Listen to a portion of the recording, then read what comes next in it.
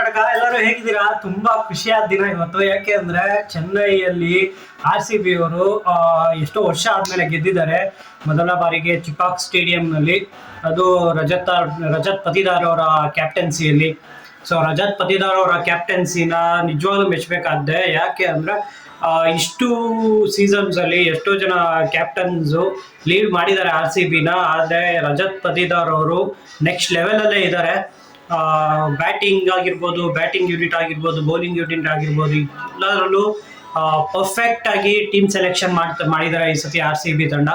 So hope for the best.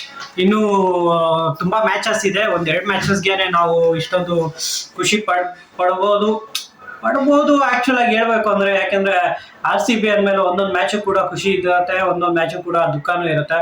So ಕೊನೆ match ವರ್ಗು ನೋಡೋಣ, ಈ ಸತಿ ಕಪ್ ಗೆಲ್ಲೋಣ ಅನ್ನೋದು ಒಂದೇ ಎಲ್ಲರ ಆಶಯ. ಸೊ ಹಾರ್ಡ್ ಲಕ್ ಚೆನ್ನೈ ಅವರು ಕೂಡ ಲಾಸ್ಟ್ ಅಲ್ಲಿ ಫೈಟ್ ಕೊಡ್ಬೋದಾಗಿತ್ತು. ಧೋನಿ ಅವ್ರು ಏನಾದ್ರು ಒಂದು 4th ಡೌನ್ 5th ಡೌನ್ ಏನಾದ್ರು ಧೋನಿ ಅವ್ರು ಬಂದಿದ್ರೆ ಅವರು ಕೂಡ ಟಫ್ ಫೈಟ್ ಕೊಟ್ಟಿರೋರು. ಆದ್ರೆ ಧೋನಿ ಅವ್ರು ಯಾಕೆ 9th ಡೌನ್ ಅಲ್ಲಿ 7 ಡೌನ್ ಆದ್ಮೇಲೆ 9ನೇ ಬ್ಯಾಟ್ಸ್ಮನ್ ಆಗಿ ಬರ್ತಾರೆ, ಯಾಕೆ ಅಂತ ಗೊತ್ತಿಲ್ಲ. ಮೇ ಬಿ 7 ವಿಕೆಟ್ಸ್ ಆದ್ಮೇಲೆ ಬಂದಿರೋದ್ರಿಂದ ಆ ತರ ಫಾರ್ ರೀಸನ್ ಇರ್ಬೇಕು.